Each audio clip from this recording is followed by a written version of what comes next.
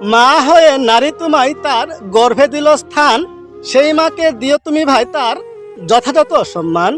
স্ত্রী হয়ে নারী তোমার ঘরে নিল ঠাঁই, সেই নারীকে রেখো তুমি আদর ভালোবাসায়।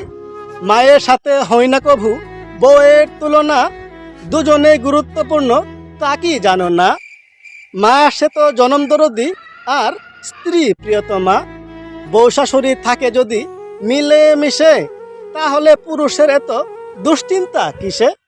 কিছু কিছু বউ শাশুড়ি করে শুধু দ্বন্দ্ব, সেজন্যই নষ্ট হয় পারিবারিক ছন্দ।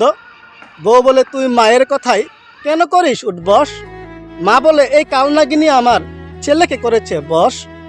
বউ বলে তোর মা কিন্তু অনেক কথা বলে, বেশি বেশি করলে কিন্তু বাপের বাড়ি যাব চলে। দিয়ে দিবি কাবিনের 5 লক্ষ টাকা, দিতে না পারলে বুঝবি তুই জেলের ভাতের মজা। সব কিছু পুরুষ কিন্তু শুনে মাথা পেতে, কখনোই চায় না সে বউকে তালাক দিতে। মা বলে তোর বউ একটা বেয়াদবের হাড্ডি, এমন মেয়েরে নিয়ে তুই কেমনে সংসার করবি? মুখে মুখে তর্ক করে করে না সংসারের কোনো কাজকর্ম। কেমন বাপ মা এমন অকর্মা মেয়েকে দিয়েছে জন্ম? না পারে পুরুষ মাকে বোঝাতে, না পারে বউকে, সেজন্যই অনেক পুরুষ ধ্বংস করে নিজেকে।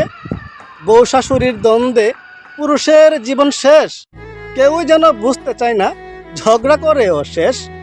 সাধ্য নেই তার যাচাই করার কার দোষ কিংবা ভুল, সেজন্যই অকালে ঝরে যায় কিছু পুরুষ নামের ফুল।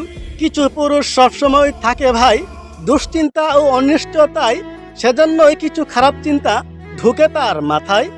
মনে মনে চিন্তা করে তোরা সবাই শান্তি হবি, আমি যদি যাই মরে। অতএব তোরা ভালো থাকিস, আমি বিদায় নিলাম চিরতরে।